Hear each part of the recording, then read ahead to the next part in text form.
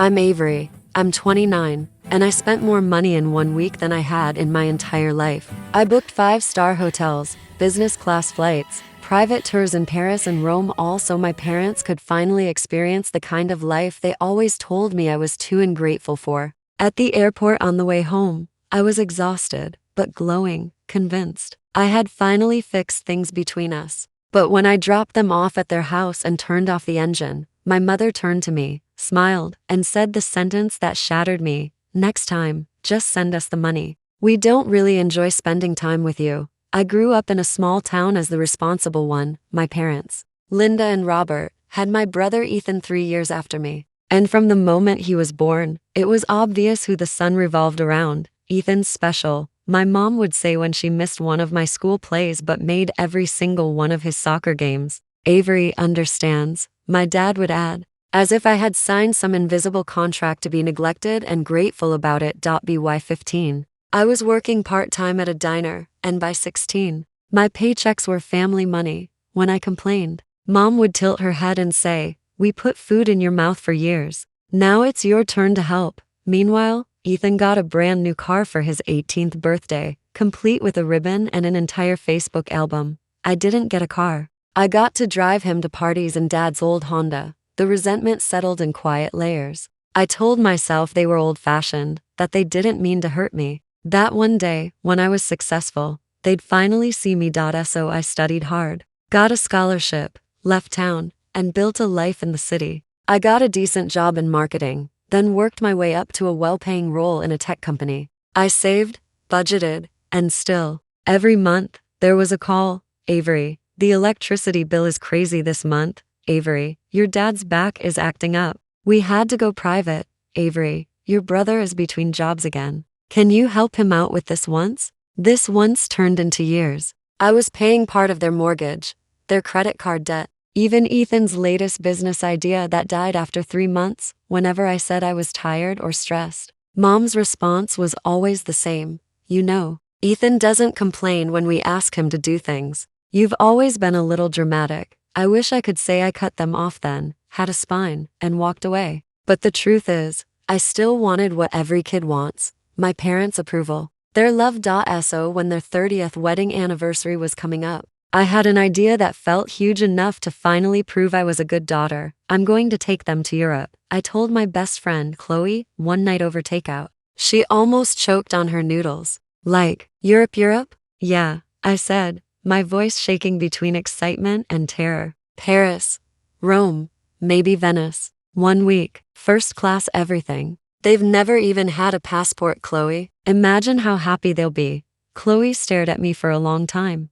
"Han, that's your house deposit. Your future." "I know," I replied quietly. "But maybe if I do this, they'll finally see I'm trying. Maybe things will be different." I could tell she wanted to argue, but she knew that look in my eyes. Hope is a stubborn thing. Planning that trip became my second full-time job. I spent nights comparing flights, booking hotels with Eiffel Tower views, organizing a private gondola ride, a fancy dinner in Rome with a view of the Colosseum, and champagne on the Seine. I paid for expedited passports, new luggage, even clothes. Mom was thrilled, at least about the status of it. Business class? "Oh, I'll have to tell Susan at church. She's never even flown economy overseas," she bragged on the phone. Dad grumbled something about the cost, but I could tell he was excited too. "Feels excessive," he said, then added, "but it'll be nice to see how the other half lives." The day we flew out, I watched them in the airport like a proud parent. Mom fussed with her new scarf. Dad stared at the planes like a little boy. For a second, the years of resentment softened. Maybe this would heal things. On the plane, Mom kept pressing the seat buttons like a kid with a new toy. "The seat turns into a bed," she whispered, as if she'd discovered a magic trick. Dad ordered wine and joked, "Careful, Avery, you're spoiling us. We might never go back to normal." I smiled. "Maybe you won't have to," I said. "Maybe there's more of this in your future." Mom's eyes lit up. "If you keep earning like this, maybe." Paris was beautiful. I don't have a better word for it. It was like someone had taken all my Pinterest boards and made them real. We did all the Clich croissants in Little Cafes, photos under the Eiffel Tower, a sunset boat ride on the Seine. I watched my parents' faces more than the scenery. Dad laughed more in those first 2 days than I'd seen him laugh in years. Mom's phone was glued to her hand, sending photos to friends, recording every moment. See, hon? They're happy. Chloe texted after I sent her a video of my parents dancing badly on the boat. Maybe this was worth it. I wanted to believe that. I did. But there were cracks even then. A tea dinner one night in a fancy Paris restaurant. Dad looked at the menu and frowned. These prices are insane, he muttered. Are you sure you can afford this? It's all budgeted, I reassured. Don't worry about it. Just enjoy. Mom didn't even look up from her phone. Just don't quit your job or anything, she said. We're relying on you now. You know that. I laughed it off. But something in my chest pulled tight. In Rome, the complaints started to grow louder. It's too hot, Mom sighed, walking through the ruins. These cobblestones are murder. On my knees, Dad added. You should have planned more rest days. Ethan would have made sure we weren't rushing like this. The Ethan comparisons stung the most. Ethan, who still lived in their town, jumping from job to job, always just about to catch a break. Ethan, who never paid a cent towards their bills, but was still their special boy. One afternoon in Rome, I came back to the hotel room after picking up some gelato. They hadn't heard me come in. The bathroom door was slightly open, and I heard their voices echo off the tiles. I still don't get why she's spending all this money, Dad said. She doesn't even have a husband or kids. What's the point? Well, she owes us, Mom replied matter-of-factly. We sacrifice so much for her. Besides, it's good she finally understands that her money is basically family money. You think she'll help Ethan with that truck next? Dad asked. She has to, Mom answered. We'll talk to her when we get back. We can't rely on him. He's struggling. She's the responsible one. It's her duty. If she really loved us, she'd buy the truck and maybe even help with a deposit for a bigger house. We deserve to be comfortable in our old age. Gelato dripping onto my wrist, I froze. Her money is basically family money. If she really loved us. I backed out quietly and took the stairs instead of the elevator, my heart pounding. Outside, in the hushed warmth of the Roman evening, I threw the melting gelato into a trash can and sat on a stone ledge, trying not to cry. They didn't see this as a gift. They saw it as a down payment. I didn't confront them then. Maybe that makes me weak, but I needed time to think. The rest of the trip, I watched everything differently. Every complaint, every subtle dig, every mention of Ethan. It all felt amplified. A tea dinner in Venice. Mom sighed dramatically at the bill. No wonder you don't own a house yet, Avery. You waste so much money on experiences. I stared at her. You mean like this trip, Mom? She didn't even flinch. Well, this is different. This is for the family. On our last night, Dad patted my shoulder. This has been nice, he said. Just don't expect this to cancel out everything. You were a difficult teenager, you know. There it was, the reminder that no matter what I did, it would never be enough. On the long flight home, while they slept in their fully reclined seats, I stared at the ceiling and did math in my head. The trip had cost me almost my entire down payment. I had maybe a few thousand left in my savings account. I'd be starting over, again. And for what? For people who saw me as an ATM with emotional baggage. That was when the anger started to replace the hurt. Hot, steady, focused. By the time the plane landed, I had made a decision. This was the last time I paid for their comfort at the cost of my own life. At the airport, they were tired and cranky, jet-lagged, complaining about customs, criticizing the airline food on the way back. I drove them home in my old car, the same one they'd mocked for being embarrassing, next to Ethan's truck that I had helped finance. When we pulled into their driveway, I put the car in park and turned off the engine. Dad cleared his throat. So, he began, we've been talking, and your mother and I agree there's something we need to discuss. My stomach tightened. Okay, I said calmly. Mom smiled, that tight, polite smile she saves for when she's about to say something hurtful and call it honesty. First of all, she said, the trip was nice, but honestly, next time, just send us the money. We don't really enjoy spending time with you like that. It was tense. You're so sensitive, Avery. It's exhausting. The words didn't even sound real. I felt them like a physical blow. And second, Dad added, as if he were asking me to pass the salt, Ethan's found a great used truck. It's a once-in-a-lifetime deal apparently. And we thought, since you're doing so well, you can help him out. And maybe start thinking about getting us into a nicer place. Somewhere without stairs for your mom. There was a long, ringing silence. I looked at both of them, really looked at them.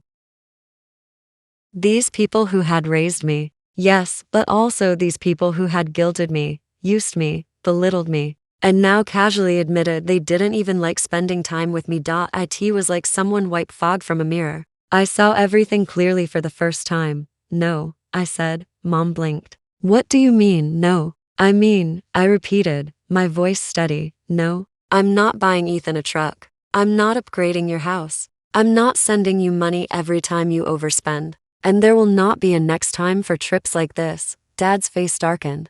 Don't be ridiculous. Family helps family. I have been helping, I said. For years. I paid your bills. I paid for Ethan's mistakes. I just spent my house deposit on a trip so you could have memories you clearly don't value. And you're telling me you don't enjoy spending time with me? Mom crossed her arms. You're twisting our words. We're just being honest. You know, you're complicated.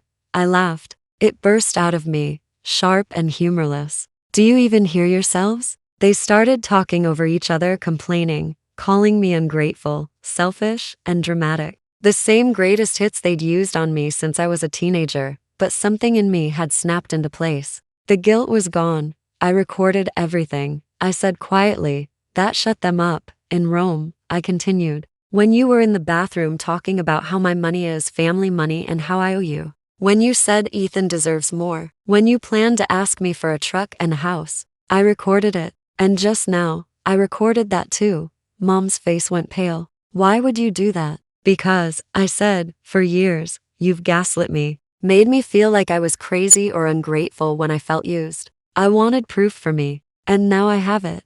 Dad shifted in his seat. What are you going to do with it? Blackmail us? I don't need to blackmail you, I replied. I'm not going to post it online. I'm not you. But I am going to send it to Ethan, and to Aunt Mary, and anyone else who wants to tell me. I'm exaggerating when I say you value me only for what I can give you. Mom sputtered. You can't do that. It'll make us look like monsters. I met her eyes. Then maybe you shouldn't act like monsters. I unlocked my phone. Opened the family group chat one I'd muted years ago because it was mostly pictures of Ethan's life milestones and hit send. Then I blocked my parents' numbers. Right there in their driveway. Mom lunged for my phone, but I was quicker. I stepped out of the car. From now on, I said, my money is my money. My life is my life. If Ethan is the golden child, let him take care of you. I genuinely hope he does. But I'm done.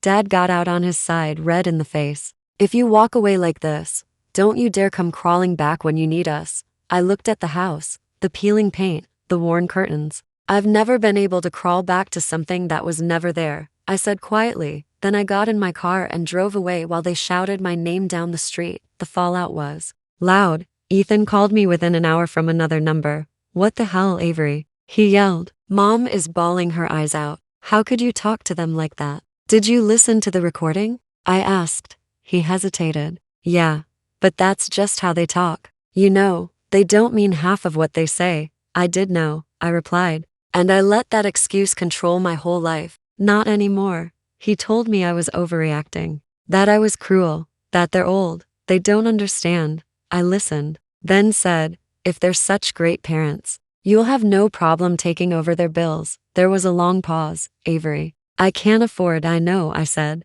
I couldn't either.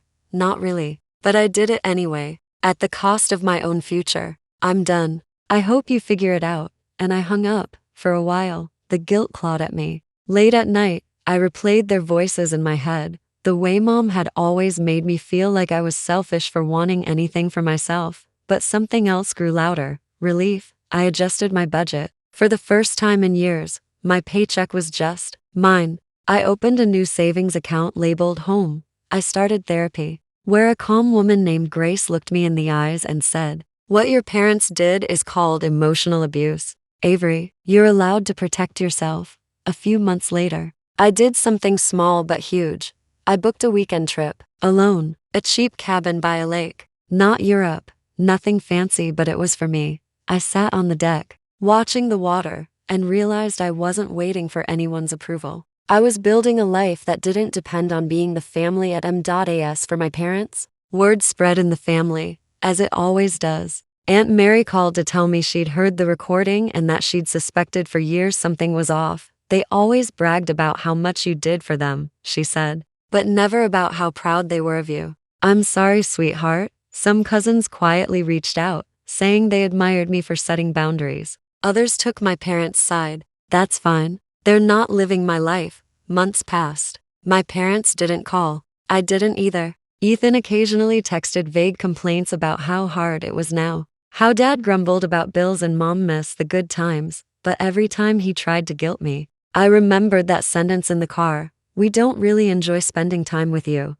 They didn't enjoy spending time with me, but they love spending my money. That wasn't love. That was convenient. I've started telling this story more openly now, not out of spite, but because I know there are other Averys out there, drained and guilty and convinced they owe their abusers a lifetime of sacrifice. You don't. If you're listening to this and any part of my story sounds like your life, please hear me. Love without respect and kindness is not love. You are allowed to say no. You are allowed to choose yourself. If my story resonated with you, let me know in the comments what you would have done in my place. And if you want to hear more stories like this about standing up, walking away, and taking your power back, don't forget to like, subscribe, and hit the notification bell. This is Avery, 29. Finally spending her money and her time on someone